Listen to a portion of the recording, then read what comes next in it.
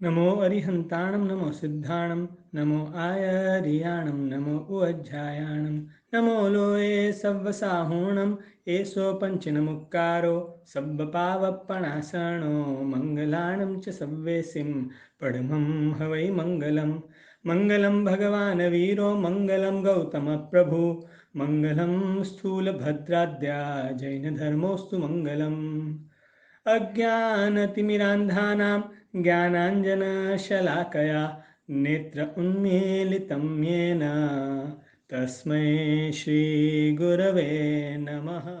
हे प्रभु आनंद दाता ज्ञान हमको दीजिए, शीघ्र सारे दुर्गुणों को दूर हमसे कीजिए। लीजिए हमको शरण में, हम सदाचारी बने, ब्रह्मचारी धर्म रक्षक वीर व्रतधारी बने। प्रेम से हम गुरुजनों की नित्य ही सेवा करें, धैर्य बुद्धि मन लगाकर वीर गुण गाया करें।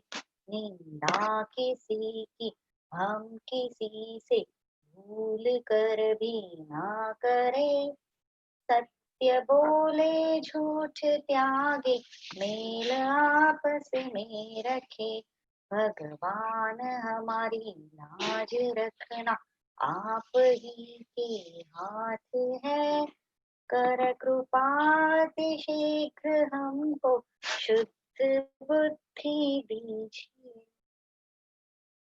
नमो अरिहंताणं नमो सिद्धाणं नमो आयर्याणं नमो उवच्छायाणं नमो लोये सप्पसाहुणम् एसो पञ्चणमुक्कारो सप्पपावप्पणासनो मङ्गलाणं च सव्वेसिं परमं हवै मङ्गलम्।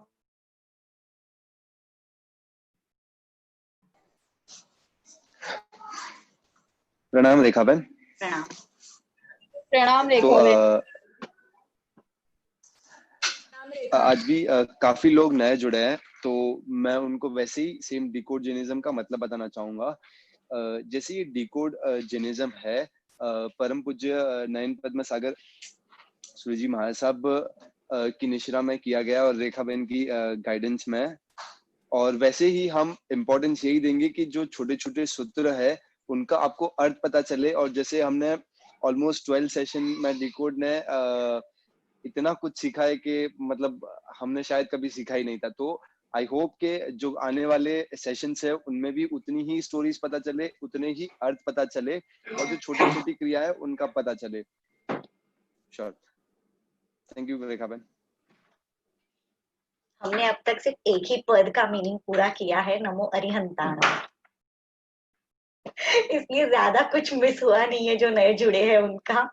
अगर सूत्र के अर्थ ही करने हैं तो, अगर बेसिक प्रिंसिपल्स करने हैं तो बहुत कुछ मिस हुआ है। ठीक है, ओके।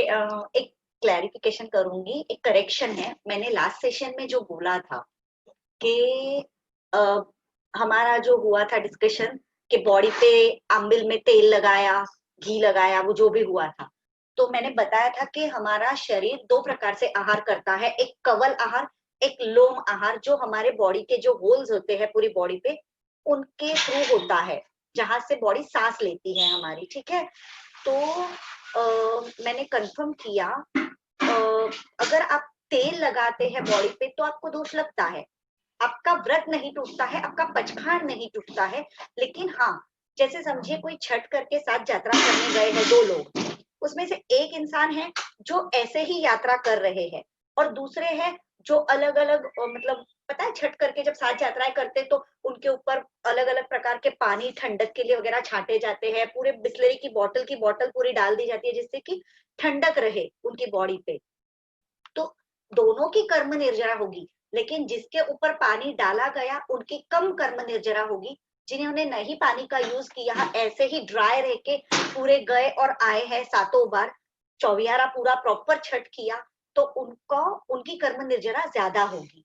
तो उसी प्रकार हम अगर बाम लगाते हैं तो व्रत में भांगा कहीं नहीं आता है, लेकिन यदि बहुत प्यास लगी है तो यहाँ पे पानी की पट्टियां लगाते हैं या पैर में घी की मालिश करते हैं, अट्ठाई वगैरह रहती है, मांस खमन रहते, तो यहाँ सूंठ की मालिश की जाती है। 100% बहुत बड़ी तपस्या है, शाता के लिए करते हैं, समाधि बनी रहे इसके लिए करते हैं, धन्यवाद है करने वाले को।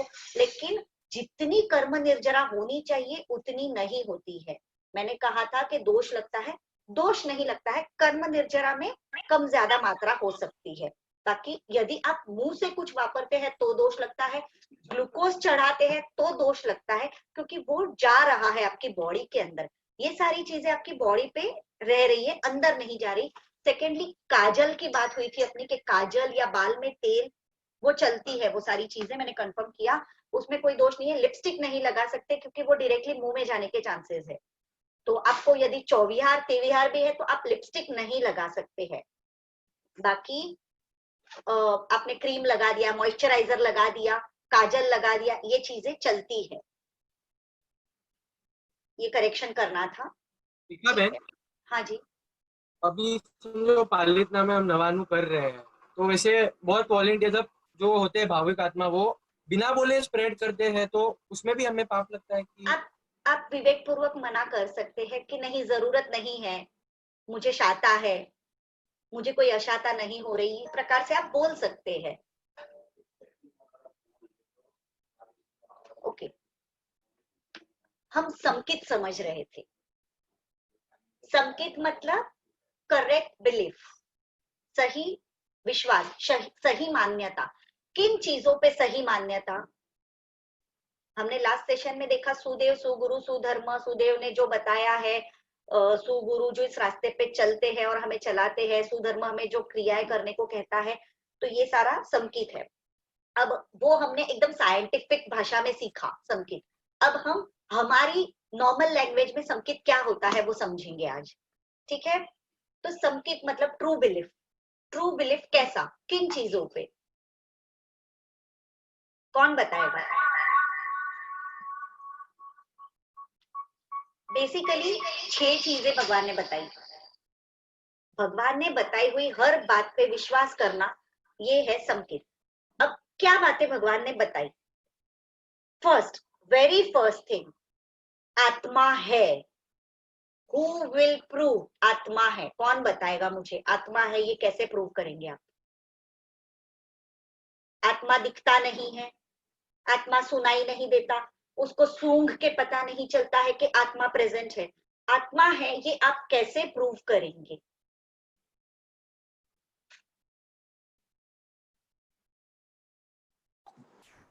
महावीर स्वामी भगवान ने गौतम स्वामी का को एक्सप्लेन किया था, वो आता है कल्पसूत्र में।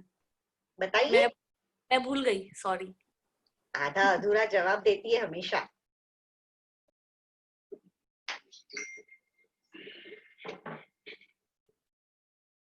कौन बताएगा? आत्मा है कैसे प्रूव करेंगे? आप खाते हैं, आप पीते हैं, आप सोते हैं, आप जलसे करते हैं, आप एंजॉय करते हैं, आप सूंघते हैं, तो ये सब कौन करता है? आपकी बॉडी। डेड बॉडी रहती है, डेड बॉडी, वो भी बॉडी है, वो सूंघती है, वो देखती है, कुछ नहीं करती है। इसका मतलब देयर इज समथिंग, बॉडी के अंदर कुछ तो है जो ये सारी चीजें फील करता है। फिर आत्मा ही कर्म का करता है, ये तो हमने जाना इतने दिनों में कि जो भी करता है वो आत्मा करता है, बॉडी कुछ नहीं करती है। अगर बॉडी के अंदर से आत्मा निकाल दिया जाए तो बॉडी क्या करती है? डेड बॉडी कुछ करती है? कुछ नहीं करती है। मतलब कर्म करने वाला आत्मा है, आत्मा ही कर्म का भोगता है। कर्म भुगतने वाला कौन है? आत्मा।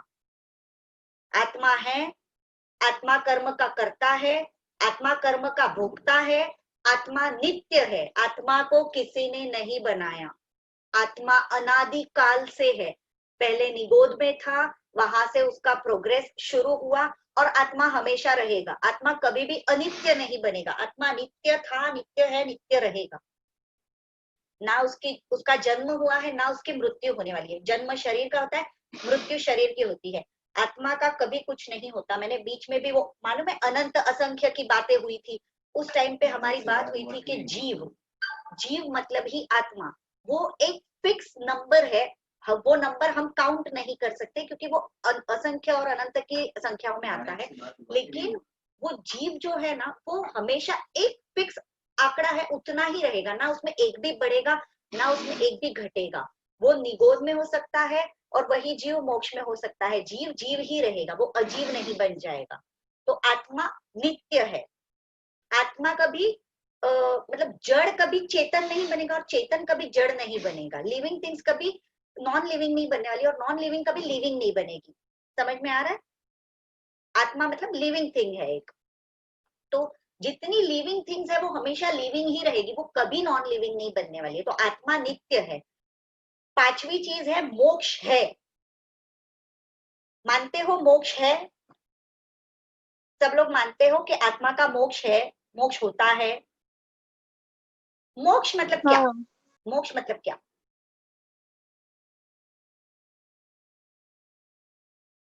कौन बताएगा मोक्ष मतलब क्या? संसार के ऐसे भ्रमण से मुक्ति। हाँ, मुक्ति। क्या चीज की मुक्ति? किससे मुक्ति? संसार के भ्रमण से। मोक्ष ये किसी प्लेस का नाम नहीं है। आठों कर्मों से मुक्ति। हाँ, सही। मोक्ष किसी जगह का नाम नहीं है। मोक्ष आत्मा की कर्मों से मुक्ति की अवस्था को मोक्ष कहा गया है। आत्मा का मोक्ष हो गया मतलब आत्मा की आठों कर्मों से मुक्ति हो गई, उसको कहते हैं मोक्ष हो गया आत्मा का। ठीक है, तो मोक्ष है मतलब आत्मा की कर्मों से मुक्ति पॉसिबल है। और उस मुक्ति के लिए शास्त्रों में रास्ते बताए गए हैं, ज्ञान और क्रिया। ज्ञान के बिना क्रिया और क्रिया के बिना ज्ञान दोनों किसी काम के नहीं है। आप बोलेंगे मैं ज्ञानी बन गया या मैं ज्ञानी बन गई, किसी काम का नहीं है यदि आपके अंदर कोई क्रिया नहीं है तो। और खाली क्रिया कर रहे, जड़ के जैसे कुछ भी नॉलेज नहीं है, सिर्फ क्रियाएं करते जा रहे, तो वो भी यूजलेस है, कोई मतलब नहीं है उसका। उससे आपकी निर्जरा होगी 100%। लेकिन जहां तक आपका एक गोल नहीं है कि मुझे क्या करना है, एक एम होना चाहिए। कोई भी क्रिया करने के पीछे कुछ रीजन होना चाहिए, मैं क्यों कर रही हूँ ये क्रिया। तो जब तक वो डिसाइडेड नहीं है तब तक आपकी क्रिया का भी कोई मतलब नहीं है। देखा देखी, लोग प्रवचन जाते मैं भी जाऊं, लोग पूजा करते मैं भी करूं, लोग प्रतिक्रमण करते मैं भी करूं, नहीं, ऐसा मत कीजिए। समझ के क्रियाएं कीजिए कि क्यों, हर क्रिया के पीछे शास्त्रों में रीजंस बताए गए हैं कि कोई भी क्रिया क्यों करनी है। तो आत्मा है, आत्मा कर्म का करता है, आत्मा कर्म का भोगता है, आत्मा नित्य है, मोक्ष है और मोक्ष के उपाय बताए गए हैं। अब हमने बोला कि संकित माने ट्रू बिलीफ। ट्रू बिलीफ किसके ऊपर? ट्रू बिलीफ भगवान की हर बात पे। कौन सी बात? भगवान ने कौन सी बात बताई? किस बात पे भगवान की हमको बिलीव करना है? ऐसी कौन सी बातें हैं जिनके ऊपर हमें विश्वास करना है, जो सम्यक जैसी ज्ञान। है वैसी ही माननी है? ऐसी कौन सी बातें हैं? सम्यक ज्ञान।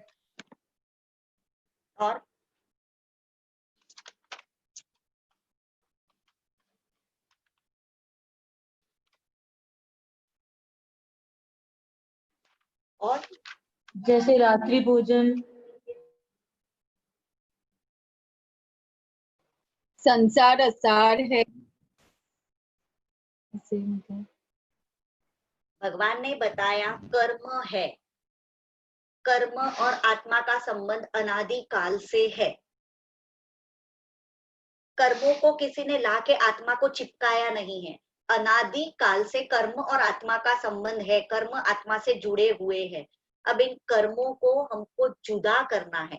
सतत आत्मा का कर्मबंध चल रहा है, तो इन कर्मों से मुक्ति करनी है, इन बातों में विश्वास करना है। एक्चुअली जब गौतम स्वामी वगैरह 11 गंधर्व भगवान के पास आए थे, तो ऐसे ही छोटी छोटी बातें जो उन 11 गंधर्वों ने आपस में डिस्कस कर ली होती ना, कि इसको ये शंका है, उसको वो शंका है, उन 11 मतलब कैसा था ना, जो डाउट गौतम स्वामी को था वो सुधर्मा स्वामी को नहीं था, जो सुधर्मा स्वामी को था वो प्रभास को नहीं था, जो प्रभास को था वो किसी चौथे को नहीं था। ऐसे जो 11 गंधर थे, 11 के 11 अगर आपस में बात कर लेते ना कि मुझे ये डाउट है, मुझे ये डाउट है, तो वो सारे वहां पे ही सर्वज्ञ बन गए होते, उनका कोई डाउट ही नहीं रहता, सभी को मतलब फुल फुल ऑफ नॉलेज, सारा नॉलेज उनको पता चल गया होता। लेकिन क्या हुआ ना, सबका अपना ईगो था, सब अपने आप को सर्वज्ञ समझ रहे थे, सबको लगता था मुझे सारा नॉलेज है, तो उन्होंने कभी किसी को बताया नहीं कि मुझे ये एक वर्ड का डाउट है, मतलब किसी को जीव है क्या ये डाउट था, मतलब आत्मा है क्या, किसी को परलोक है क्या ये डाउट था, ऐसे डाउट्स थे उनके, स्वर्ग नरक है क्या, इस प्रकार के डाउट्स थे उनके। तो जैसे ही भगवान के पास गौतम स्वामी गए तो भगवान ने सबसे पहले वही बोला ना कि हे गौतम तुमको ये डाउट है ना, और उसी वक्त गौतम स्वामी 50% तो फ्लैट हो गए थे कि ये ऐसा कौन है। मतलब पहले तो वो जब एंटर हुए ना, वहां तक तो उनके दिमाग में क्या था पता है कि सर्वज्ञ कहाँ से आ गया, सर्वज्ञ तो मैं हूँ, सर्वज्ञ कहाँ से आ गया कोई।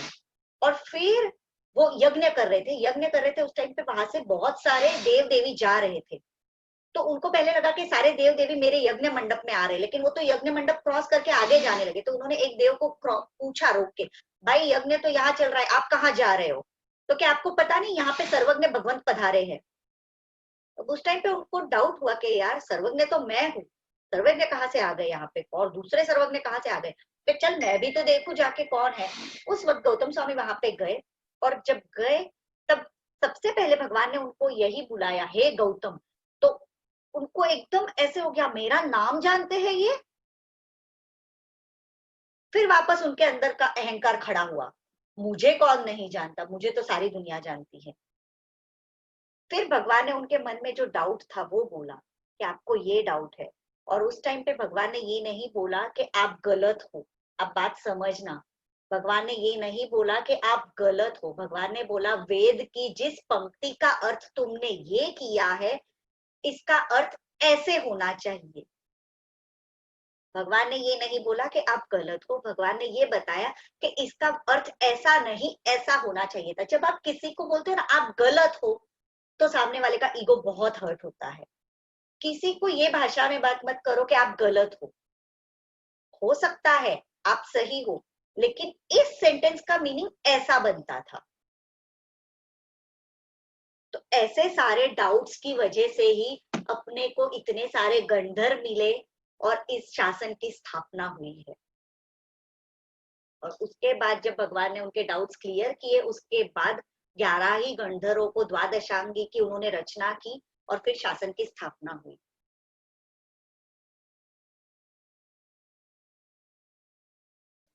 केशी गंधर और प्रदेशी राजा का वार्तालाप आता है आगमों के अंदर। केशी गंधर के पास प्रदेशी राजा आए थे और झगड़ा करने आए थे, क्योंकि जैन धर्म के कट्टर द्वेषी थे प्रदेशी राजा, और उनके मंत्री जो थे जो वो जैन धर्मी थे, तो वो उनको लेके आए कि हमारे महात्मा, मतलब महात्मा आए हैं ये बोल के नहीं लेके आए, घूमने लेके आए गार्डन में। और वहां गार्डन में केशी गंधर आए हुए थे। गंधर मतलब गंधर नहीं थे वो किसी के, गंधर मतलब एक बड़े से ग्रुप के लीडर, गण मतलब ग्रुप और धारक मतलब उनके लीडर। तो ये केशी गंधर जो थे वहां पे देशना चल रही थी उनकी, और उस वक्त प्रदेशी राजा वहां पे आए, झगड़ा करने आए थे। लेकिन जब केशी गंधर का ज्ञान देखा ना तो पागल हो गए, एकदम जैन धर्म के दीवाने हो गए। कैसे? केशी गंधर ने सबसे पहला सवाल पूछा कि मैंने एक बड़े से पेटे के अंदर एक जिंदा इंसान को डाल दिया था, उस पेटी को एक भी होल नहीं था। अब इस थोड़े दिन और उसके आजू बाजू में बॉडीगार्ड्स वगैरह सब लगा दिए थे, गार्ड्स वगैरह लगा दिए थे कि कोई अंदर से बाहर ना आए, उसका ध्यान रखना। थोड़े दिन बाद जब वो पेटी खोली तो उसके अंदर डेड बॉडी थी। कैसे? अगर उसके अंदर से आत्मा निकला, जीव निकला, तो उस पेटी को कहीं ना कहीं होल पड़ा होता, आत्मा को निकलते हुए गार्ड्स ने देखा होता तो पकड़ लिया होता। कैसे? तब केशी गंधर ने उनको जवाब दिया कि जैसे आप एक बंद रूम के अंदर शंख की आवाज करो या कोई म्यूजिक सिस्टम बजाओ तो उसकी आवाज बाहर आती है, दरवाजे खिड़कियां सब कुछ बंद हो तो भी आवाज बाहर आती है। आप ना ही उस आवाज को पकड़ सकते हो, ना ही उस आवाज को बाहर आने के लिए किसी होल की जरूरत होती है। बिना होल के भी आवाज बाहर आती है। उसी प्रकार आत्मा क्यों नहीं आ सकता है? केशी गंधर मान गए। उसके बाद उन्होंने बोला कि ठीक है, अब मैंने एक पेटी के अंदर एक डेड बॉडी रखी, तो उस थोड़े दिन के बाद जब वो पेटी खोली, मैंने बॉक्स खोला, तो उस बॉक्स के अंदर बहुत सारे कीड़े थे। तो अब ये कीड़े कहाँ से अंदर आ गए जब बॉक्स को एक भी होल नहीं था, और बाहर से किसी ने अंदर जाते हुए देखा नहीं, गार्ड्स ने, एक भी कीड़ा। तो फिर वो पेटी के अंदर कहाँ से आ गए? इतनी सारी आत्माएं उस पेटी के अंदर कैसे एंटर हुई, उस बॉक्स के अंदर? उस टाइम पे केशी गंधर ने जवाब दिया कि जब लोहा होता है, आयन, उसको एकदम गरम कर दो आप, एकदम गरम, तो उसके अंदर कोई भी होल बनाए बिना अग्नि उसके अंदर एंटर होता है कि नहीं? फायर उसके अंदर एंटर होता है, तभी वो गरम होता है ना लोहा। तो किसी ने फायर को अंदर जाते देखा क्या? अग्नि को किसी ने अंदर एंट्री लेते देखा? अग्नि दिखता है क्या अंदर? मतलब उसकी हीट जो अंदर गई वो किसी ने देखी? हीट दिखती है क्या? नहीं। तो उसी प्रकार ये आत्माएं अंदर अपने आप पैदा हो गई, इनको कोई अंदर जाते हुए नहीं देख सकता है। फिर प्रदेशी राजा बोले कि मेरे दादी बहुत धार्मिक थे, तो 100% मर के वो देवलोक में गए होंगे, तो वो मुझे वहां से नीचे बोलने क्यों नहीं आते कि बेटा धर्म करना, धर्म का फल बहुत अच्छा होता है, बहुत मीठा होता है, बहुत प्यारा होता है।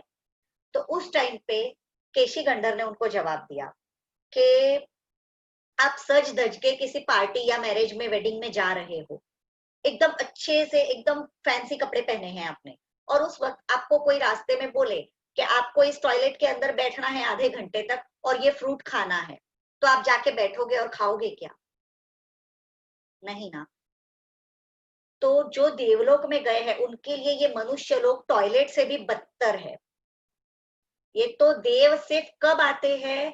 जब परमात्मा के कल्याणक होते हैं या परमात्मा विचर रहे होते हैं तो वो आते हैं देव। बाकी ऐसे कोई देवों को कोई इंटरेस्ट नहीं है। मनुष्य लोक से 500 योजन तक, मनुष्य लोग हम जहाँ रहते हैं यहाँ से 500 योजन तक इतनी भयानक बदबू मार रही होती है कि किसी भी देव को यहाँ आने में कोई इंटरेस्ट नहीं है। वो उनके सुख में आराम से बैठे हुए हैं। और यदि किसी देव को इच्छा हो भी जाए नीचे आने की किसी कारण से, कि चल ना, मेरा कोई रिलेटिव है, बहुत प्यार था, बच्चे के ऊपर बहुत स्नेह था और आना पड़े, आने की इच्छा हो, तो भी वो सोचता है देव कि चल ना, ये एक प्ले देख रहा हूँ, ये प्ले या ये डांस देख रहा हूँ, ये देख के फिर मैं जाता हूँ। लेकिन उनका वहां का आयुष्य इतना बड़ा होता है और वहां के प्लेज, वहां के डांस इतने बड़े बड़े होते हैं कि वो एक प्ले देखने में यहाँ अपने भवो भव निकल जाते हैं। रेखा बहन, हाँ, विचरते परमात्मा विचरते उसका मतलब क्या? विचरते मतलब प्रेजेंट होते हैं भगवान यहाँ पे।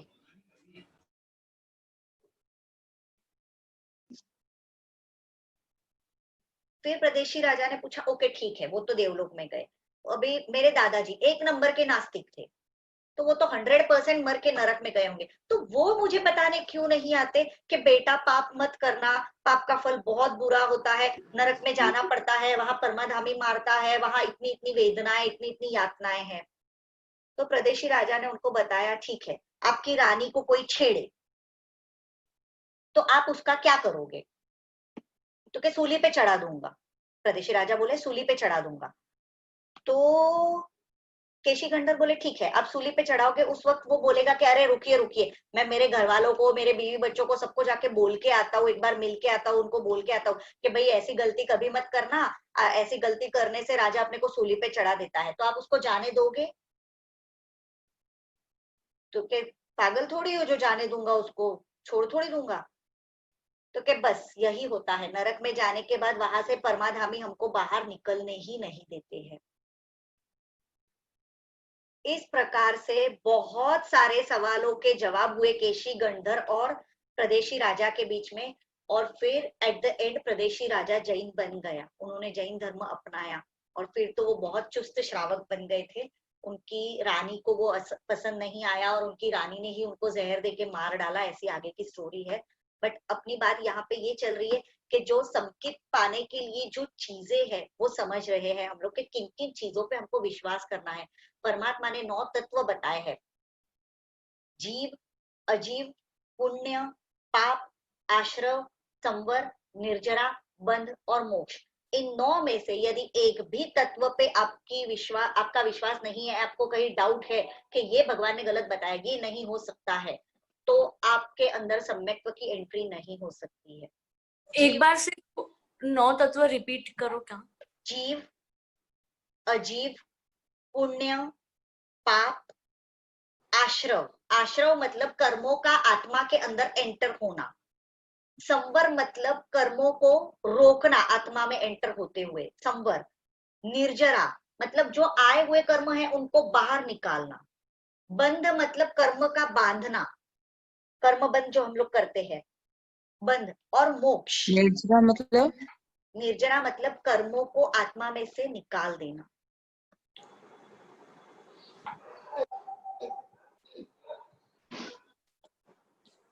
ये केशी गंधर जो थे ये बंध काशीनाथ भगवान के गंधर नहीं थे। फिक्स्ड वाला कौन सा था? जीव, अजीव, पुण्य, पाप, आश्रव, संवर। उसका मतलब? संवर मतलब आश्रव मतलब कर्मों का एंटर होना, संवर मतलब कर्मों को एंटर होते रोकना। निर्जरा निर्जरा मतलब कर्मों जो आत्मा के अंदर ऑलरेडी कर्म बांधे हुए हमने हैं उनको बाहर निकाल देना बॉडी के अंदर, आत्मा के अंदर से।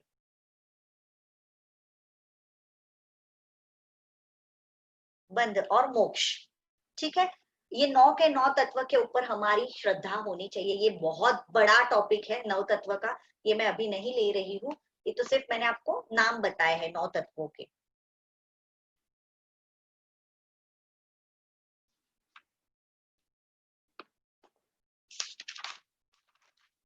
श्रेणिक महाराजा, जो खास लास्ट सेशन में सबको सुनना था लेकिन हो नहीं पाया, बहुत। श्रेणिक महाराजा के बारे में समझेंगे हम लोग। श्रेणिक महाराजा जब एक बार ऐसे ही विचर रहे थे बाहर, उस वक्त उन्होंने देखा कि एक मुनि भगवान थे जो एकदम राजकुमार जैसे हैंडसम लग रहे थे और वो कौसक ध्यान में खड़े थे। उस टाइम पे श्रेणिक महाराजा वहां रुके और वो रुके थोड़ा टाइम, उसके बाद उन्होंने कौसक पाड़ा महात्मा ने। तो श्रेणिक महाराजा ने उनको पूछा कि आप तो दिखते तो राजकुमार जैसे हो, तो आपने ये इतना संयम, मतलब तब तक श्रेणिक महाराजा के अंदर संकित नहीं आया हुआ था, भगवान के साथ उनका कोई परिचय नहीं था, पहले की बात है, भगवान मिलने के पहले की बात है ये। तो उन्होंने बोला कि आप तो इतने राजकुमार जैसे दिखते हो, दिखने में इतने अच्छे हो, इस युवान वय है आपकी, मतलब एकदम यंग हो आप, इतनी छोटी सी उम्र में आपने दीक्षा लेके ये संयम के कष्ट क्यों अपना लिए? तो उस वक्त अनाथी मुनि जो थे, उनका नाम तो पता नहीं क्या था, बट शास्त्रों में उनका नाम अनाथी मुनि आ गया है, क्योंकि उन्होंने श्रेणिक महाराजा को ऐसे बोला कि राजन, मैं अनाथ था इसलिए मैंने दीक्षा ले ली। तो उस वक्त श्रेणिक महाराजा बोले, आप अनाथ थे तो कोई बात नहीं, मैं आपका नाथ बन जाता हूँ, आप संयम के कष्ट क्यों अपना के बैठ गए? मैं मगध देश का सम्राट हूँ, मैं सबका नाथ हूँ, आप संयम अपनाने की आपको जरूरत नहीं है, मैं आपका नाथ बन जाऊंगा। तो उस वक्त अनाथी मुनि ने उनकी स्टोरी बताई कि मैं एक राजकुमार था, लेकिन मुझे ऐसी वेदना हुई थी बॉडी के अंदर जो कितने ही इलाज करने के बावजूद ठीक नहीं हो रहा था। सारे वैद्य, सारे हकीम हार मान चुके थे। उस वक्त मैंने सोचा कि अगर आज की रात में मेरी ये वेदना शांत हो गई तो कल सुबह मैं संयम ले लूंगा।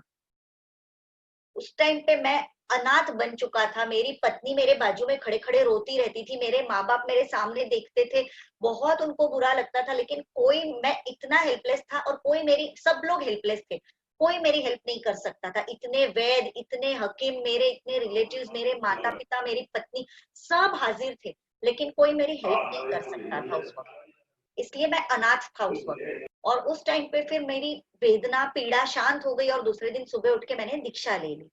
यहाँ से श्रेणिक महाराजा को संकित की प्राप्ति हुई, उनको पता चला कि हम सच में अनाथ हैं। और यहाँ पे श्रेणिक महाराजा को संकित की प्राप्ति हुई, उसके बाद उनको भगवान मिले। धीरे धीरे धीरे भगवान के अंदर उनकी इतनी अटूट श्रद्धा हो गई, इतनी अटूट श्रद्धा कि भगवान की हर बात तहत थी। उन्होंने जो मतलब ऐसे मैंने ऐसे सुना है कि श्रेणिक महाराजा जब एक्सपायर हुए ना, उस वक्त उनकी डेड बॉडी जब जलाई गई ना, अंतिम संस्कार जब किया, तो उसमें से वीर वीर वीर वीर ऐसे वर्ड्स निकल रहे थे। जैसे उनकी हड्डियां एक एक टूट रही थी ना, तो अंदर से वीर वीर की आवाजें निकल रही थी। इस हद तक उन्होंने प्रभु वीर को अपने अंदर बसाया हुआ था कि अब जब वो खुद तीर्थंकर बन के आने वाले हैं ना, तो पूरे के पूरे महावीर स्वामी के जैसे बन के आने वाला है। उनकी हाइट महावीर स्वामी भगवान जैसी, जितनी 7 हाथ की, उनका आयुष्य भी लगभग उतना ही आने वाला है, 72 इयर्स का। फिर और भी कुछ है जो सेम महावीर भगवान जैसा होने वाला है, शायद दिखने में भी शायद सिमिलर होने वाले हैं। ऐसा बहुत कुछ है जो same to same Mahavir Swami भगवान के जैसे वो बनने वाले हैं। इस हद तक उन्होंने अपने अंदर श्रेणिक महाराजा ने तीर्थंकर सॉरी श्रेणिक महाराजा ने तीर्थंकर नाम कर्म क्या कैसे बांधा? उन्होंने विषय स्थानक पद की जो आराधना रहती है ना, वो कंपलसरी रहती है। अब वो ऐसा नहीं होता है कि तपस्या करके ही करनी होती है, तपस्या करके ही करना होता है ऐसा नहीं, पर उन्होंने जो अरिहंत पद प्रभु वीर को अपने अंदर जो बसाया था, अरिहंत पद को 20 में से कोई भी एक स्थान या 20 या 20 में से कम ज्यादा कितने भी स्थानक की आराधना करनी होती है, तो उन्होंने अरिहंत पद को इस प्रकार अपने अंदर बसाया था। एवरी डे सुबह प्रभु वीर जिस दिशा में विचर रहे हैं, उस दिशा में 108 सोने के जौ का साथिया बनाते थे एवरी डे। वो प्रभु को चैत्य वंदन करते थे उस दिशा में डेली। और प्रभु के शासन पे, प्रभु के साधु साध्वियों पे उनको इतना बहुमान भाव था, इतना बहुमान भाव था कि देव उनकी परीक्षा लेने आए थे, कसौटी करने आए थे। देवों ने पूरी एक जाल बिछाई, उसमें देवों ने क्या दिखाया पता है? कि 2 साधु भगवंत है जो दरिया किनारे बैठे हैं, और वो जो मछली पकड़ने का कांटा रहता है ना, वो लेके साधु वेश में, हाँ ओघा है, साधु वेश है, और वो मछली पकड़ रहे हैं जाल लेके। और ये श्रेणिक राजा को दिखाया। श्रेणिक राजा ने उनको बोला, महात्मन आप क्या कर रहे हो? उस वक्त बोले, अरे तुझे क्या पता है, प्रभु वीर के सभी साधु ऐसे ही है। तो श्रेणिक महाराजा ने बोला, अपनी गलती छुपाने के लिए सारे साधुओं का नाम बदनाम मत कीजिए प्लीज। उस वक्त उनके बीच में जो वार्तालाप हुआ उसके ऊपर, उसके बाद श्रेणिक महाराजा को प्रेग्नेंट साध्वी दिखाई, प्रेग्नेंट साध्वी। उस वक्त श्रेणिक महाराजा बोले, साध्वी जी भगवंत ये क्या? तो देव माया थी ना, तो उन्होंने बोला, तुझे क्या पता है, प्रभु वीर के सारी साध्वियां ऐसी ही है। तो उस वक्त बोले, नहीं मैं नहीं मानता, मेरे भगवान की कोई साध्वी ऐसी नहीं है, आप आपकी गलती छिपाने के लिए ऐसा मत कीजिए। और आपको इस प्रकार देख के शासन की बहुत निंदा करेंगे लोग। उन्होंने उन साध्वी जी भगवंत को लिया अपने साथ और खुद के घर में भोयरे के अंदर रखा।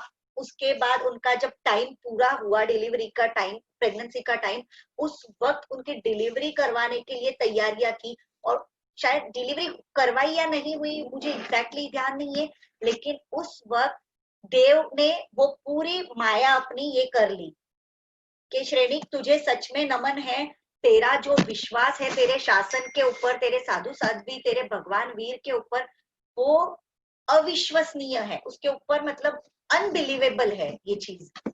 इस प्रकार का श्रेणिक महाराजा का सम्यक्त्व था कि, और हमको किसी साधु या किसी साध्वी में जरा सी बुराई दिखती है ना, छड़े चौक सबके सामने बोलना शुरू कर देते हैं, ये साधु तो ऐसे है, ये साध्वी जी तो ऐसे है, इनके अंदर तो ये दोष भरा हुआ है, ये तो ऐसे है, ये तो वैसे है। कभी नहीं करना चाहिए। आपकी ताकत है तो विवेक पूर्वक जाके हाथ जोड़ के विनती करके उनको बताइए कि महात्मन ये गलत है। अगर आपकी ताकत नहीं है, आपका उतना पुण्य नहीं है उनको समझाने का, तो छोड़ दीजिए उनके कर्मों पे। लेकिन कम से कम आपको बुराई तो नहीं ही करनी चाहिए किसी के भी सामने। कोई भी साधु साध्वी जी भगवंत की नीच गोत्र कर्म बांध के देता है और भयंकर विराधना का दोष लगता है। कभी भी किसी भी साधु साध्वी की, चाहे जैसे भी हो, हमसे बहुत ऊंचे है, हमारी ताकत है संयम लेने की, एक दिन का संयम पालने की हमारी ताकत है, 1 घंटे रात भर में 1 घंटा बिना एसी के जीने की हमारी ताकत है, अगर खाना ना मिले तो 1 दिन भूखे रहने की हमारी ताकत है।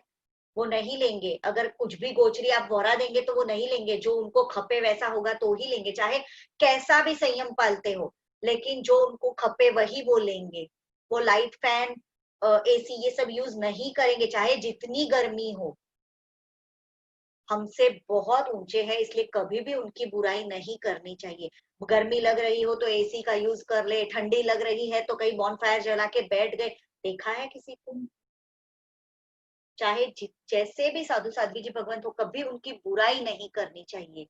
हमसे बहुत ज्यादा ऊंचे है वो, और बहुत बहुत बहुत पाप लगता है साधु साध्वी की बुराई करने से। Second example, Sulsa.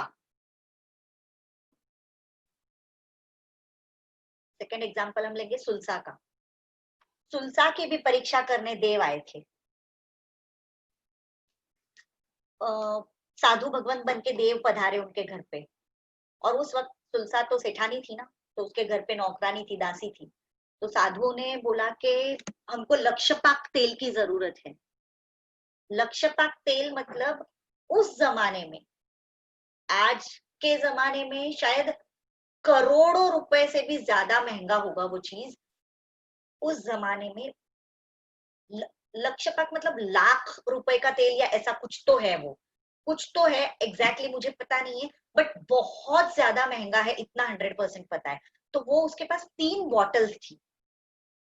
दासी को बोला कि लक्षपाक तेल लेके आ। दासी के पास वहराने वाली नहीं थी, सिर्फ दासी के पास मंगवाया। वहराने का लाभ तो खुद सुलसा ही लेने वाली थी। अब ये तो देव माया थी, देव पधारे हुए थे। तो जैसे ही वो दासी बॉटल लेके आ रही थी, देव के अंदर तो बहुत ताकत रहती है, उन्होंने सिर्फ एक नजर उस बॉटल के ऊपर की, बॉटल नीचे गिर गई, टूट गई। उस वक्त सुलसा को दुख हुआ। किस चीज का दुख? कि इतना महंगा तेल फूट गई, बॉटल पूरा वेस्ट हो गया। उसको इस चीज में श्रद्धा थी, कर्म के ऊपर, कि मेरा अंतराय कर्म उदय में आया कि मुझे इतना अच्छा लाभ मिल रहा था। उसने बोला कोई बात नहीं, कोई बात नहीं, और एक बॉटल है महात्मा, आप रुकिए। फिर दासी को बोला जा दूसरी बॉटल लेके आ। अब दासी गई, दूसरी बॉटल लेके आई। वापस देव ने एक नजर की, वापस दूसरी बॉटल भी फूट गई। अब सुलसा को बहुत बुरा लगा। फिर उसने बोला महात्मा रुकिए रुकिए रुकिए, और एक बॉटल है, 3 बॉटल्स है मेरे पास। वापस दासी को भेजा, वापस मंगवाया, तीसरी बॉटल भी इसी प्रकार फूट गई। अब सुलसा की आंख में पानी आ गया, आंसू आ गए कि हाय मेरा अंतराय कर्म कितना पावरफुल है कि महात्मा मेरे घर पे वहरने आए, और जिन शासन के महात्मा, इतने ऊंचे महात्मा, इनको लक्षपाक तेल मतलब बहुत महंगी चीज है, तो हर किसी के घर में अवेलेबल नहीं होती है। मेरे यहाँ अवेलेबल थी, निर्दोष थी, मैंने मेरे लिए बनाई हुई चीज थी, वो एकदम निर्दोष महात्मा को खपने वाली चीज थी, और मुझे लाभ नहीं मिला। ये सोच के उसकी आंख में पानी आ गया। ये था सुलसा का सम्यक। दूसरा, सुलसा की परीक्षा करने अंबड़ श्रावक आया था, अंबड़ परिव्राजक। अंबड़ परिव्राजक कौन था पता है? चुस्त श्रावक था। अब ये महावीर प्रभु को जाके बोले अंबड़ परिव्राजक कि मैं राजगृह जा रहा हूँ, कोई समाचार, कोई काम प्रभु आपका। तो भगवान ने क्या बोला मालूम है? श्रेणिक को धर्मलाभ देना नहीं बोले, राजगृही का सम्राट श्रेणिक था। भगवान ने बोला सुलसा को मेरा धर्मलाभ देना। अब ये सेंटेंस सुन के ना गूज बम्स आ जाते हैं कि किसी एक श्राविका को खुद प्रभु साक्षात भगवान धर्मलाभ भिजवा रहे हैं। मतलब वो श्राविका का क्या स्टेटस होगा, आप सोचिए कि भगवान, साक्षात भगवान उसको धर्मलाभ दिलवा रहे हैं, भगवान के धर्मलाभ। अंबड़ परिव्राजक सोच में पड़ गया कि इस औरत में, इस श्राविका में ऐसा क्या है कि भगवान उसको धर्मलाभ भिजवा रहे हैं। तो उन्होंने उसकी परीक्षा करने का सोचा सुलसा की।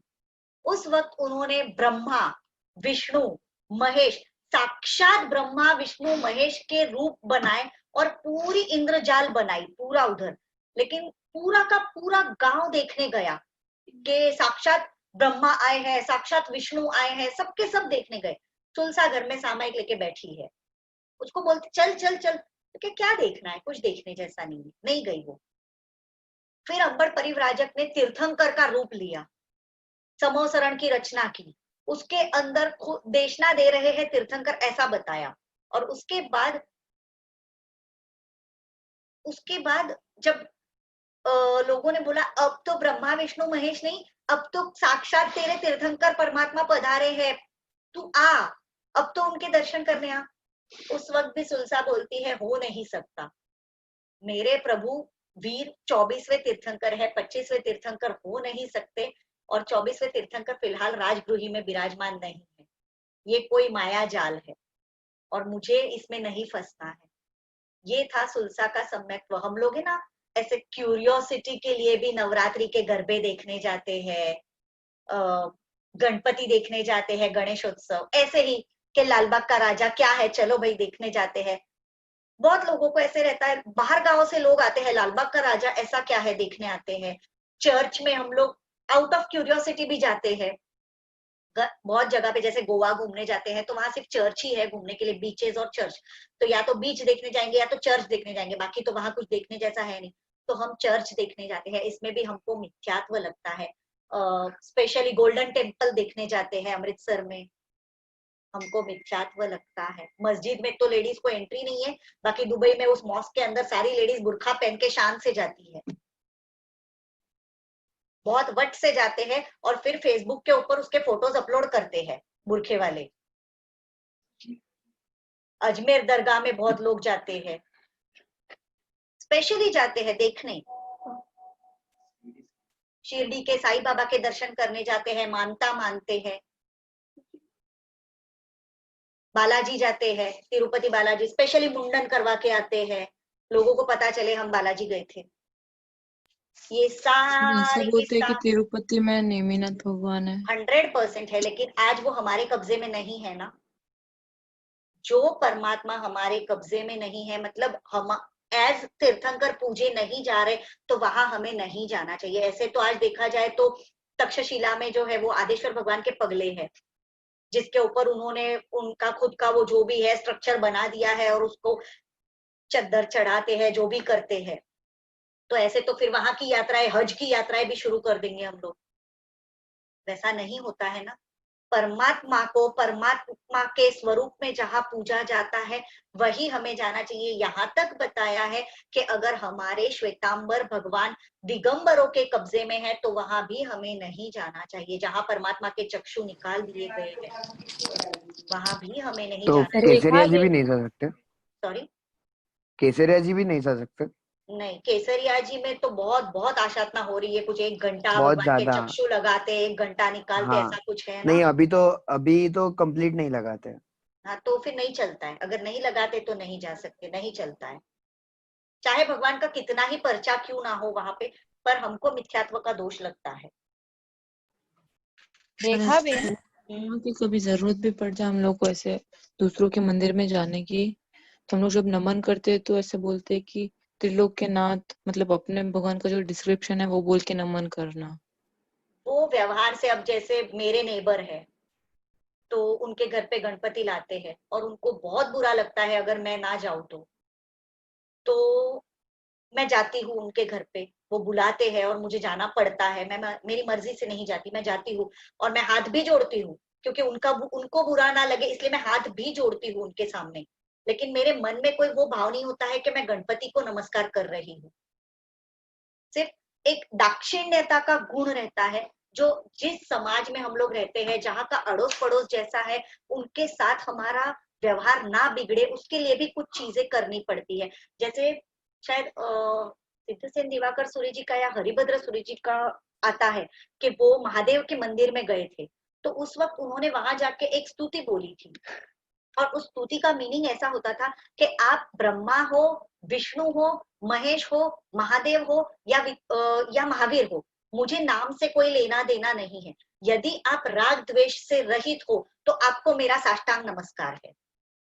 तो बस यही भाव रखने का अपने मन में। अगर आपको ऐसी मजबूरी में कहीं जाना पड़े, दरगाह में आप मजबूरी में नहीं जाते हो, घूमने जाते हो, 100% दुबई घूमने जाते हैं लोग, वो मॉस्क स्पेशली देखने जाते हैं, वहां का मस्जिद, अमृतसर गोल्डन टेम्पल स्पेशली देखने जाते हैं, कोई भी वहां पे मजबूरी में नहीं जाता है। शिरडी साईं बाबा कोई मजबूरी में नहीं जाता है, जानबूझ के मानते हैं, मानता ही माननी, आप मानो ना शंखेश्वर दादा की मानो, शत्रुंजय के आगेश्वर दादा की मानो, क्यों कहीं क्यों जाना है?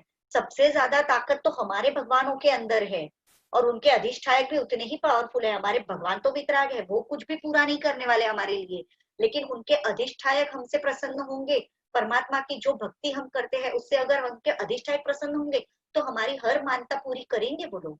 और होती है, आज के दिन में शंखेश्वर दादा की मानता मानने वाले एक भी मानता किसी की अधूरी रही है मैंने नहीं सुना है। आज रेखा भी बेन, हाँ, वो पालिताना में एक मस्जिद भी है ना, तो वो किसके लिए? क्योंकि नवटुक जाते मस्जिद तो नहीं है, मस्जिद नहीं है, उन्होंने एक दरगाह वो बनाया हुआ है वहां पे, वो कब्र जैसा। तो वो एक्चुअली है ना, वो जो पर्सन था ना जिसका वो कब्र बनाई गई है, वो पर्सन ने हमको एक्चुअली हमारे दादा के वहां हेल्प की थी, इसके लिए उसकी याद में वहां पे उसकी कब्र बनाई गई है, उसके पीछे पूरी स्टोरी है। रेखा बेन, ऐसा सुना है कि जब मुगलों अटैक करने गए थे तभी मुगलों का ध्यान हटाने के लिए वहां पे वो मस्जिद बनाई गई थी। नहीं, वैसा नहीं है। वो कुछ तो उसके पीछे बहुत बड़ी स्टोरी है। वो जो पर्सन है ना, उसने कुछ रक्षा की थी शत्रुंजय गिरिराज की या परमात्मा की वहां के, इसके लिए उसकी याद में उसके लिए वो कब्र बनाई गई है वहां पे। और सुलसा की तीसरी बात, दो चीजें हुई, संकित की परीक्षा की, और तीसरी बात कि सुलसा को बच्चा नहीं हो रहा था। हाँ? अंगारशापी। सुलसा को बच्चा नहीं हो रहा था, उसमें उसको कोई दुख नहीं था, लेकिन उसके श्रावक थोड़े से चिंतित रहते थे। और उसमें एक देव उनको प्रसन्न हो गए सुलसा को, और उन्होंने बोला मांगो जो मांगते हो देता हूँ। तो उसने कहा मुझे तो कोई पीड़ा नहीं है, सारा सुख है, लेकिन मेरे पति बड़े चिंतित रहते हैं क्योंकि मैं प्रेग्नेंट नहीं हो रही, कोई संतान नहीं है।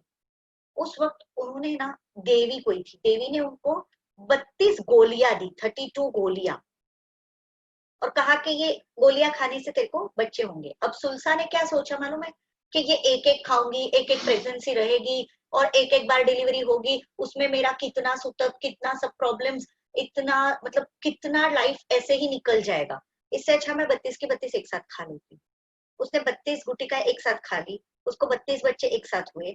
वो 32 बच्चे सबके सब श्रेणिक महाराजा के बॉडीगार्ड थे और वो सब एक साथ मर गए थे। 32 के 32 एक साथ मर गए थे, लेकिन सुलसा जरा भी विचलित नहीं हुई।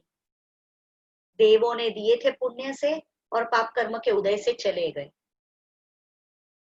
ये था उसका संकेत, ये परमात्मा की वाणी के ऊपर का विश्वास था। जो हम कहते हैं ना कि इमोशंस जो होते हैं उनको भी कंट्रोल कर सकते हैं हम लोग।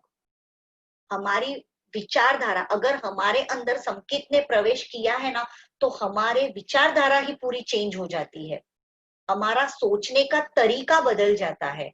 और ये सोचने का तरीका बदलने की वजह से ही सम्यक दृष्टि आत्मा को कर्म बंध बहुत कम होता है।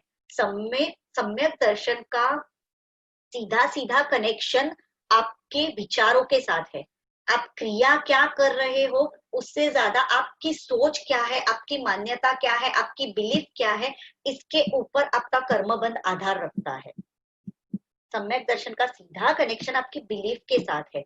जब एक सम्यक दर्शन वाली आत्मा भिंडी सुधारती है और एक मिथ्या दृष्टि आत्मा भिंडी सुधारते हैं, तो दूसरा, चलो भिंडी छोड़ो, मैं आपको एक चीज समझाती हूँ।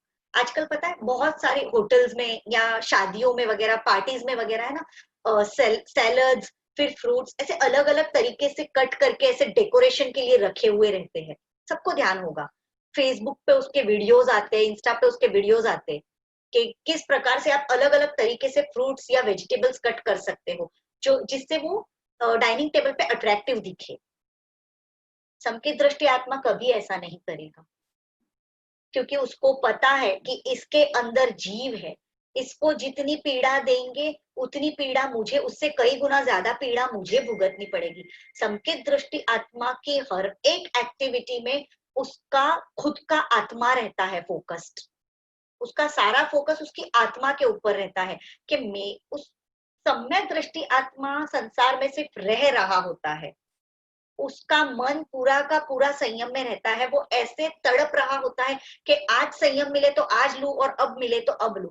किसी ना किसी कारण से उसको संसार में रहना पड़े, या तो शरीर साथ ना दे या बहुत सारी जिम्मेदारियां हो जिसकी वजह से वो संसार छोड़ के जा ना पाए, वो चीजें अलग है। लेकिन यदि सम्यक दर्शन आपके अंदर एंटर हो चुका है तो आपको संसार में से रस काफी हद तक उड़ जाता है। फिर आपको पार्टीज में, वेडिंग्स में, घूमने में, पहनने में, खाने में, पीने में, किसी भी चीज में डीप इंटरेस्ट नहीं रहेगा। ऊपर ऊपर से आप रहोगे संसार में, लेकिन अंदर से आप पूरे अलग रहोगे। जिस प्रकार एक कमल रहता है, शास्त्रों में कहते हैं जल कमलवत, सम्यक दृष्टि आत्मा जल कमलवत रहता है, मतलब कीचड़ के अंदर कमल खिलता है, लेकिन कीचड़ से हमेशा अलग रहता है कमल। वो कभी कीचड़ को स्पर्श नहीं करता है, पानी को कभी टच नहीं करता है, वो ऊपर ऊपर तैरता है। बस इसी प्रकार संकेत दृष्टि आत्मा संसार में रहता है, पर वो संसार से अलग रहता है, संसार के सारे व्यवहार कर रहा होता है। कोई आप उसको पॉइंट आउट नहीं कर सकेगा कि ये नहीं किया या वो नहीं किया, वो सारी चीजें करेगा, लेकिन वो मन से नहीं करेगा, ऊपर ऊपर से व्यवहार की खातिर क्रियाएं करेगा। और धर्म में हर क्रिया उसकी मन पूर्वक होगी। किसी को कोई रेखा बहन, हाँ जी, एक क्वेश्चन है। घर के कुल देवी देवता होते हैं ना, तो उनको मानते हैं तो भी मिथ्यात्व का दोष लगता है? अब इसमें है ना, ऐसे कहते हैं कि जब सम्यक दर्शन उचरते हैं, हम लोग 12 व्रत जब उचरते हैं या नाण मानते हैं, उस टाइम पे उद्यान के टाइम भी नाण मानते हैं, उस टाइम पे पहले सबसे पहले सम्यक दर्शन उचराते हैं। और आजकल सभी महात्मा अपने कुल देवी की छूट रखवाते हैं कि अपने कुल देवी को मानना, इसमें सभी कहते हैं कि मानना चाहिए क्योंकि हमारे कुल देवी है। ओके। बाकी मिथ्यात्व तो अकॉर्डिंग टू मी लगता होगा।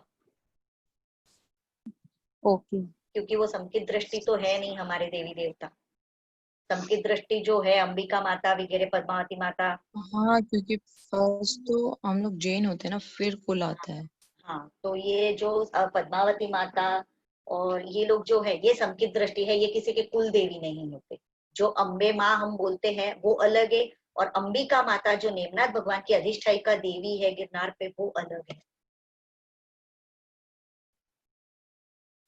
मुझे एक डाउट है। हाँ बोलिए। आपने बोला कि केसरिया जी हम जाते हैं, आपकी आवाज नहीं आ रही, आप क्या बोल रही नहीं समझ रहा। अभी आ रही है? बहुत कम। अभी? हाँ बोलिए। हाँ, आपने बोला कि हम केसरिया जी जाते हैं तो मिथ्यात्व होता है, पर अगर हम जैन नहीं जाएंगे तो फिर तो वो पूरा वो लोग ही फॉलो करने लगेंगे और टेम्पल उनका ही वैसे बना ही देंगे। झगड़ा चल रहा है, वैसे ही झगड़ा चल रहा है, और उसके सॉल्यूशंस वो हमारा लुकआउट नहीं है, वो आचार्य भगवंतों का लुकआउट है। क्या करना है क्या नहीं, वो जो आदेश देंगे, अगर वो बोलेंगे आप जाओ तो 100% हमको जाना चाहिए। बट एट प्रेजेंट जब संकित की बात चल रही है, तो संकित में ये आता है कि जो हमारे अंडर नहीं है, जो जिनको परमात्मा, जो परमात्मा को परमात्मा स्वरूप से पूजा नहीं हो रही है, वहां नहीं जाना चाहिए। बाकी तो बहुत सारे सवाल है अभिजीन शासन में, और जो आचार्य भगवंत बोलेंगे सब मिलके जो फैसला करेंगे, अगर वो बोलेंगे जाना चाहिए तो 100% जाना भी चाहिए। और आपने बोला कि हम गणपति और जो दूसरे होते हैं देव उनको मानते हैं, तो हमें पाप लगता है कि हम अपने भगवान को नहीं मान रहे। पर अभी अगर हमारे ग्रैंड पेरेंट्स या वो लोग हैं और उनका मन है कि हम लोग जाए, तो हम उनसे झगड़ा करना चाहिए या झगड़ा करके नहीं जाना चाहिए या फिर बिल्कुल चले नहीं, जाना चाहिए? झगड़ा बिल्कुल नहीं करना चाहिए। फर्स्ट ऑफ ऑल अगर आप उनको समझा पाए तो समझाइए। समझाने का तरीका ये नहीं है कि ये हमारे भगवान हैं और ये दूसरों के भगवान हैं, ये नहीं है। दूसरों के भी भगवान यदि राग द्वेष को जीते हुए हैं तो उनको भी हम नमस्कार करने को तैयार हैं, हमको कोई प्रॉब्लम नहीं है। लेकिन हमारे भगवान और उनके भगवान में जो डिफरेंस है वो समझाने की कोशिश कीजिए। और फिर भी वो ना माने तो बड़ों का मन रखने के लिए आप जाइए। मैंने जैसे अभी कहा, क्योंकि मैंने ये चीज खुद महाराज साहब जी के साथ डिस्कस की हुई है, मेरी खुद की प्रॉब्लम कि मेरे साथ ऐसी प्रॉब्लम है तो मैं क्या करूं। तब मुझे महाराज साहब ने ये सोल्यूशन बताया था कि आप जाइए, कोई प्रॉब्लम नहीं है। आप बस अपने मन में आप ये रखिए कि मेरा नमन हमेशा हमेशा के लिए राग द्वेष रहित भगवान को ही है। बस बाहर से आप क्या कर रहे हैं इससे ज्यादा मैटर करता है कि आप अंदर क्या सोच रहे हैं, आपके अंदर क्या भाव है। रेखा बहन, अगर हमें को जो नेमिनाथ भगवान की अधिष्ठायिका देवी है वो सतत वही रहते हैं गिरनार पर, ऐसे तो देवलोक में रहते हैं ना, वो तो रक्षा करते हैं वहां की गिरनार पर्वत। यानी उनका पूरा का पूरा फोकस और वो गिरनार पर ही रहता है। हाँ, उपयोग वहीं पे रहता है, पर वो ऐसे तो देवभव में गए हुए हैं ना, तो देवलोक में रहते हैं। जो जेन्स नहीं है वो भी अंबिका देवी को पूछते हैं ना, मतलब उनके लिए तो गिरनार अंबिका देवी का ही है ना। किसको? मतलब हम लोग जब अजैन, यात्रा करते हैं गिरनार, नॉन जैन, हाँ अजैनों के लिए हाँ वो लोग भी पूछते हैं ना। ना, क्योंकि हम हमारे से ज्यादा तो यात्रा में वो लोग होते हैं, जब हम लोग ऐसे रेयरली जाते यही हैं तो ना। प्रॉब्लम है ना, सारे तीर्थों की आज की तारीख में यही प्रॉब्लम है कि हम लोग से ज्यादा दूसरे लोग ही सब चीजें मानने लगे हैं और हम लोग घूमने फिरने में ही रह गए हैं। यहाँ घूमो वहां घूमो, हमारे तीर्थों को अगर हमने ठीक से रक्षा की होती, हमारे ही तीर्थों पे हम जाते होते तो ये जो आज की सिचुएशन है ये शायद नहीं होती। नहीं तो ऐसा हो सकता है ना कि सब लोग मिलके जैसे आपकी डिसीजन लेते आवाज हैं कट रही है, आपकी कि आवाज कट रही है। एक गांव में हमेशा एम्बुलेंस चलना है। आप अभी क्या आ रही बोल है? रही है कुछ भी नहीं समझ में आ रहा है।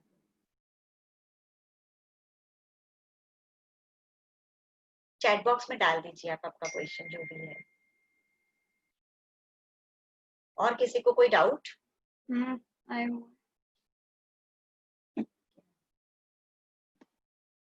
हनुमान भगवान तो सिद्ध हुए ना, तो अपन उनको क्यों नहीं पूछ सकते हैं? कौन से भगवान? हनुमान जी। हनुमान जी, यस।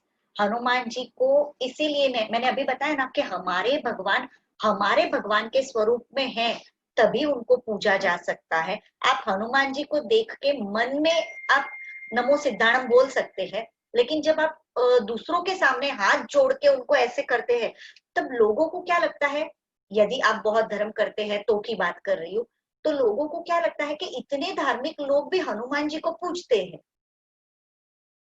ये हो जाता है, मिस इंटरप्रिटेशन हो जाता है उस चीज का। है ऐसे तो राम भी सिद्ध हुए हैं, तो राम को भी नमस्कार करना चाहिए, लेकिन वो सिद्ध स्वरूप में उनकी प्रतिमा नहीं है। यदि अपने मंदिर में सिद्ध स्वरूप में उनकी प्रतिमा है तो आप हनुमान जी को पूजिए, आप राम को पूजिए, 100% चलता है।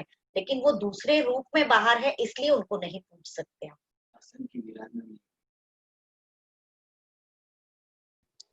रेखा बहन, अगर हम हमारे भगवान से कुछ भी मांगे या किसी भी भगवान से कुछ भी मांगे तो भी वो मिथ्यात्व नहीं हुआ? नहीं। आपने जय वीराय के अर्थ किए हैं? हाँ किए हुए। तो उसमें क्या आता है जय वीराय में? क्या आता है? जस्ट पूरा जय वीराय का अर्थ नहीं पूछिएगा। याद नहीं है मुझे, काफी टाइम पहले किया था। जय वीराय में हम भगवान के पास 13 चीजें मांगते हैं। अब अगर मांग नहीं सकते तो इस सूत्र की रचना ही कैसे होती? और ये सूत्र डेली चैत्य वंदन में हम बोलते हैं, एवरी डे। दिन में 7 चैत्य वंदन करने का विधान है शास्त्रों में। 7 बार चैत्यानंद करना चाहिए। और 7 बार चैत्यानंद करते मतलब 7 बार आप जय वीराय बोलना है आपको। अब जब भगवान के पास 7 बार 13 चीजें आप मांग रहे हो, कंटिन्यूअसली मांग रहे हो, तो यदि आप भगवान के पास नहीं मांग सकते तो ये सूत्र कैसे बोल सकते हो, मुझे बताइए। और किसी और के पास क्यों मांगेंगे? हमारे भगवान के पास ही मांगना है और किसी के पास नहीं मांगना है। भगवान ही देंगे और कोई नहीं देगा। रेखा बेन, बोलिए। सेठ जी ने ऐसे एक बार मुझे बोला था कि हमारे भगवान के पास संसार की कोई भी चीज नहीं मांगनी है। आप जय वीराय के अर्थ कीजिए। उसमें 6 प्रार्थना और 7 प्रार्थना दोनों अलग अलग है। उसमें 6 प्रार्थना में आता है लोग विरुद्ध चाओ। अब ये संसार से रिलेटेड है कि संसार से परे है। लोग विरुद्ध चाओ मतलब लोक के विरुद्ध आचरण नहीं करना। लोक में जो चल रहा है उसके विरुद्ध आचरण नहीं करना। सुह गुरु जोगो, सदगुरु की प्राप्ति होना। जय वीराय जगत गुरु हो मम तुह प्रभावो, तेरे प्रभाव से हे भगवान मुझे मिले। क्या क्या मिले? भयवम भव निव्यो मग्गानुसारिया, ये जो पहले की जो प्रार्थना है, भव निव्यो मग्गानुसारिया इट्ठ फल सिद्धि। अब इट्ठ फल सिद्धि, इट्ठ फल सिद्धि का मतलब क्या आपको पता है? इच्छित वस्तु की प्राप्ति होना। ये मांग रहे भगवान से हम, जय वीराय में मांग रहे हैं, रोज मांग रहे हैं, 7 बार मांगना है। इट्ठ फल सिद्धि मतलब जो मुझे इष्ट है वो मुझे मिले, जो मुझे चाहिए वो मुझे मिले, ये हम भगवान से रोज मांग रहे। कुछ साधु साध्वी जी भगवंत ये चीज बोलते हैं, सही बात है, आप बता रही है कि संसार से रिलेटेड कोई चीज नहीं मांगनी है, तो कहाँ मांगने जाएंगे? उसका भी जवाब बताइए। मुझे भी वही लगा है। पीर बाबा के पास जाएंगे, वही यहाँ नहीं साईं जाएंगे, बाबा के पास जाएंगे, बालाजी जाएंगे, गणपति जाएंगे, कहाँ जाएंगे वो बताइए। वहां जाएंगे तो मिथ्यात्व लगता है, वो और बड़ा पाप लगता है। भगवान के पास मांगने से पाप लगता है और उनके पास जाने से बड़ा पाप लगता है, तो कहाँ जाएंगे? छोटा पाप चलेगा या बड़ा पाप चलेगा? हमको चाहिए तो है, मांगना भी है। अगर आपके अंदर इतना सत्व है कि मांगे बगैर चलेगा, मुझे नहीं कुछ नहीं चाहिए, मुझे जो मिलेगा, मेरे नसीब से जो मिलना है वो मिलेगा, अगर इतनी ताकत है तो ठीक है। लेकिन जब अब समाधि टिक ही नहीं रही, कोई चीज चाहिए ही चाहिए, प्रार्थना करनी ही पड़े ऐसा है, और मांगना ही पड़े, दैवी शक्ति से ही मिलने वाली चीज है कि अब मेरी सारी लिमिट्स क्रॉस हो चुकी है, अब मेरे पास कुछ नहीं है, तो मैं किसके पास मांगू? तो मैं किसके पास मांगू? भगवान के पास जाऊं कि साईं बाबा के पास जाऊं? ये बताइए। शंखेश्वर पार्श्वनाथ दादा के पास जाऊं कि गणपति के पास जाऊं?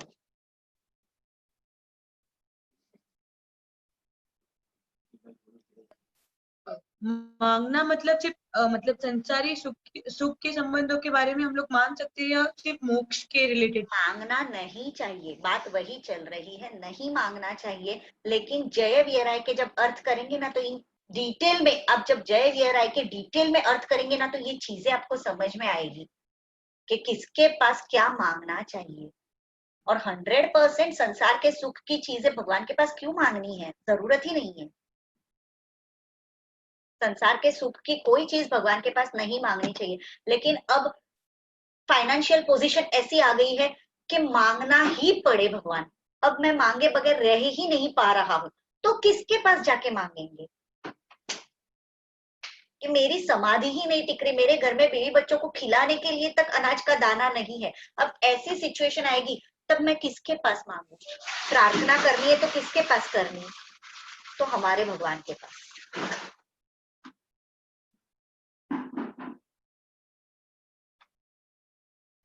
ऐसा होता है कि मेरी आवाज आ रही है रेखा बहन? हाँ जी।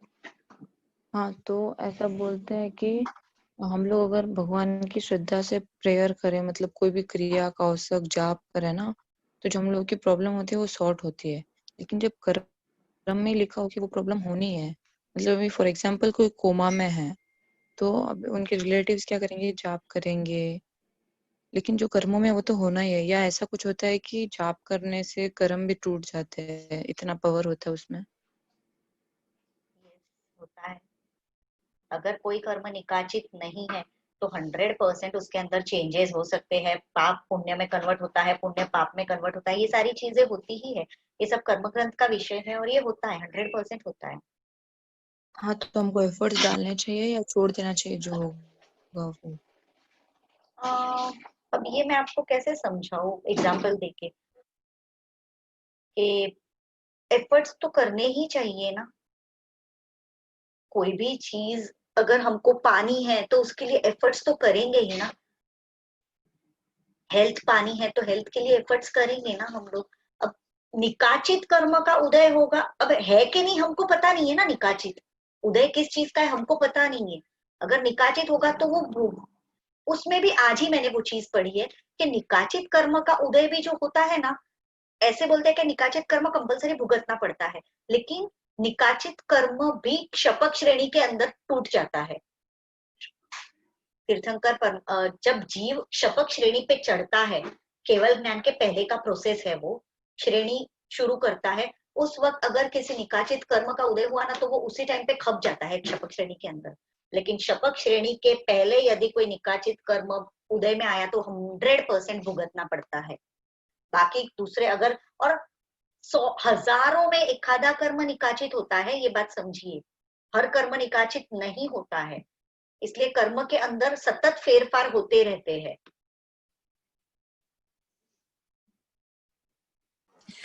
निकाचित मतलब कोई ना बहुत इंटरेस्ट से किया हुआ कर्म। वो तो रस कितना आपका गाढ़ा पड़ा है उसके ऊपर है। हम नहीं बता सकते कि निकाचित कर्म बंधा है या नहीं, वो हमको पता नहीं निकाचित चलता। मतलब जो कर्म मतलब भुगतना ही पड़ता है उसे बोलते हैं निकाचित। 100% मैंने बोला ना, सिर्फ क्षपक श्रेणी के टाइम उदय में आया ना तो उस टाइम पे वो क्षपक श्रेणी में खप जाता है। बाकी क्षपक श्रेणी के पहले तो वो जब भी उदय में आएगा आपको भुगतना ही पड़ेगा। निकाचित कर्म का ऐसा है। बाकी के सारे कर्म आप तपस्या वगैरह करते हो उसमें टूटते ही रहते हैं। आप कुछ भी धार्मिक क्रियाएं करते हो उसके अंदर टूटते ही रहते हैं। और वो ऐसे बोलते हैं ना, अंतराय कर्म की पूजा पढ़ाने से अंतराय कर्म टूटता है। वो तो हर एक चीज के लिए सॉल्यूशंस बताए गए हैं। अब हम किस भाव से क्या क्रिया कितनी करते हैं उसके ऊपर सारी चीजें डिपेंड करती है ना। अंतराय कर्म की तो पूजा बढ़ाने मंदिर में रोज अंतराय कर्म की पूजा बनती है एवरीडे। कितनों के अंतराय टूटते हैं मुझे नहीं पता, बाकी रोज पूजा बनती है। बढ़ाने वाली लेडीज आती है मंडल वाली, वो बढ़ा के जाती है। कौन कितने भाव से पढ़ा रहा होता है, उन मंडल वालियों को क्या पढ़िए, उनके पूजा बढ़ाने से कौन सा कर्म टूटने वाला है वो बताइए। हम कितने भाव से उस पूजा में इन्वॉल्व हुए वो इम्पोर्टेंट है। हमने खाली पैसा देके हम छूट गए कि हाँ 1500 रुपया नकरा है मैंने दे दिया और मेरी तरफ से अंतराय कर्म की पूजा हो गई, तो कोई मतलब नहीं है ना उसका। उसमें मैं कितनी इन्वॉल्व हुई, मैंने कितना कर्मक्षय किया, मैंने कितना ट्राई किया कि मेरे अंतराय कर्म खत्म हो जाए वो और अब तो अंतराय कर्म की पूजा लोग है ना लगभग किसी की मौत के पीछे पढ़ाते हैं। आपको ध्यान होगा तो कोई मर जाता है ना उसके बाद उसके पीछे अंतराय कर्म की पूजा पढ़ाते। लगभग ये अंतराय कर्म की पूजा मौत के पीछे की पूजा हो गई है। पर ऐसा क्यों? मुझे नहीं पता लोगों के दिमाग में क्या है, बाकी अंतराय कर्म की पूजा वैसी नहीं है, बट लोगों ने उसको मौत की पूजा ही बना दिया है। मौत के पीछे ही बढ़ाते हैं बहुत सारे लोग। या तो फिर एकदम कोई इंसान मरने पे आया होता है ना तो उसकी मतलब बीमारी या उसके तकलीफें दूर हो इसके लिए अंतराय कर्म की पूजा पढ़ाते। बहुतों को देखा है इसलिए बता रही हूँ मैं आपको। पर अंतराय कर्म तो इसलिए होता है ना कि प्रभु दर्शन से हम लोग को रोका जाए किसी चीज के लिए, वो होता है ना अंतराय। तो डेफिनेटली अंतराय कर्म तो वही मतलब है। जैसे कोई बड़े दिन हो चीज और में हम लोग अंतराय अटेंड ना आना कर पाए, जैसे कोई बड़े दिन हो और हम लोग अटेंड नहीं कर पा रहे हैं, ऐसा होता है ना अंतराय कर्म। डेफिनेटली कोई भी आराधना में जब विक्षेप आ रहा हो, अंतराय आ रहा हो, उस वक्त हमें अंतराय कर्म की पूजा पढ़ानी चाहिए। तो कोई अंतराय लॉजिक कर्म नहीं जहां है। जहां लगता है कि मुझे अंतराय कर्म बहुत नड़ रहा है तो फिर अंतराय, बाकी तो वैसे तो सभी कर्म हमें नड़ते ही रहते, पर जब लगे कि बहुत ज्यादा ही नड़ रहा है उस वक्त अंतराय कर्म की पूजा बहुत सारे लोग पढ़ाते हैं। आपने शायद पढ़ी हो तो अंतराय कर्म अंतराय कर्म पूजा के बीच में ओपन बुक एग्जाम हुई थी, ध्यान है किसी को? माइंड ब्लोइंग बुक है, माइंड ब्लोइंग बुक, पढ़ना कभी। मैंने वो एग्जाम नहीं दी, बट मैंने वो बुक पढ़ी। मतलब लॉकडाउन के स्टार्टिंग में था कुछ नहीं, वो बुक लॉकडाउन क्यों नहीं, लॉकडाउन के पहले की बहुत सुपर बुक है, बहुत सुपर। आपको कहीं से मिले ना तो पढ़ना, मेरे पास है, गुजराती में है, बहुत मस्त है, अंतराय कर्म की पूजा। आपने जो अभी 7 चैत्य वंदन का बोला, वो दिन में कौन कौन से टाइम पे होता है? एक तो सुबह के प्रतिक्रमण में होता है, फिर शायद मंदिर में होता है, उसके बाद खाने के पहले जब पचखान पाड़ने की विधि है उसमें होता है, या तो नवकारसी करते हो तो नवकार पूरा पचखान पाड़ने का विधि है, ध्यान है किसी को? हाँ, जो पौषध उपदान में हम लोग करते हैं। हाँ, तब पौषध में करते हैं वो वाला। लेकिन वो डेली करने का होता है, कोई करता नहीं है ये बात अलग है, लेकिन वो डेली करना होता है। वो तो हम पचकान करे तभी होता है ना, पचकान नहीं पालने में वो चैत्य वंदन आता है। नहीं, नवकारसी भी पाड़नी है तो आपको वो विधि पूर्वक ही पाड़नी होती है एक्चुअली। ओके। 3 नवकार गिन के हम जो पाड़ते हैं ना, वो आधा अधूरा काम करते हैं, क्योंकि हम लोग बड़े अच्छा, ही तो पूरा आलसी है। चैत्य वंदन करके पूरी नवकारसी पालनी चाहिए। पूरा जो भी उसका विधि है ना वो पूरा करना होता है, फिर 3 नवकार गिननी होती है लास्ट में, ठीक है। तो तीसरा चैत्य वंदन ये होता है। चौथा वापरने के बाद का जो चैत्य वंदन होता है वो, फिर शाम को मंदिर में, फिर प्रतिक्रमण में आता है एक, और फिर संथारा पोरसी के टाइम एक आता है। या हो गया। तो संथारा पोरसी तो हम घर पे करते नहीं है कभी, मगर वो तो करनी चाहिए ना, एक्चुअली हमने उपदान में सीखा था कि रात डेली को सोने करनी से पहले चाहिए। संतारा अगर पोरसी आप करनी पूरा चाहिए। चैत्य वंदन ना भी करें ना, तो भी वो जो संथारा पोरसी की गाथाएं है ना, वो भी यदि आप भाव पूर्वक बोल देना तो दिन के पूरे पापों की क्षमापना हम लोग कर लेते हैं। सभी जीवों के प्रति जो द्वेष भावना या ऐसा कुछ हुआ हो तो उसके लिए हम लोग मिच्छामी दुक्कडम दे देते हैं। आज 1.25 घंटा हो चुका है सेशन को, फिर भी कोई जाने का नहीं है नाम किसी का। आप इतना अच्छा समझाते हो ना, उठने नहीं, का मैं मन ही अच्छा नहीं होता। समझा रही हूँ, आप लोगों के डाउट्स इतने इंटरेस्टिंग है ना।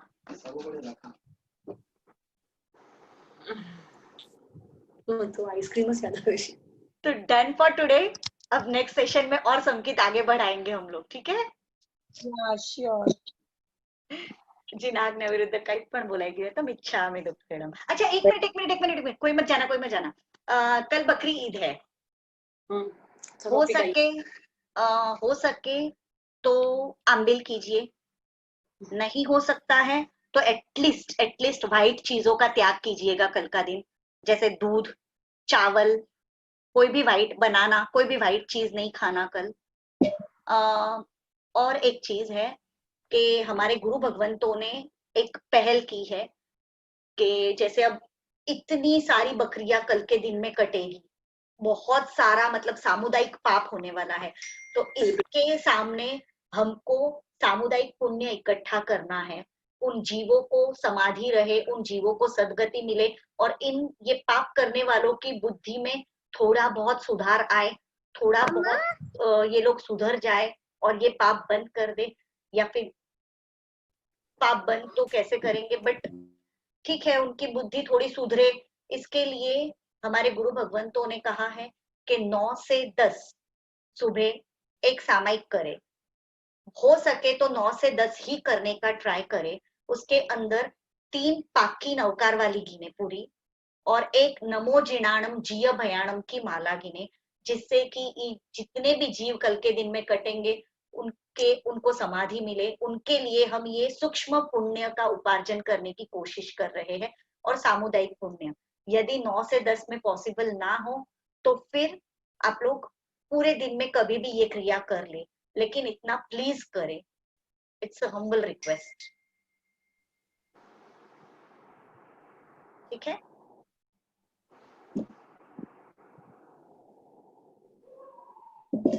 जिनाज्ञा विरुद्ध काही पण बोलायची तो मिच्छामि दुक्कडम। सर्व मंगल मांगल्यम सर्व कल्याण कारणम प्रधानम सर्व धर्माणाम जैनम जयति शाम। सर्वथा सहु सुखी थाओ, पाप ना कोई आचरो, राग द्वेष ति मुक्त थईने, मोक्ष सुख सहु जगवरो। सर्वमङ्गलमाङ्गल्यं सर्वकल्याणकारणं प्रधानं सर्वधर्माणां जैनं जयति शासनम्।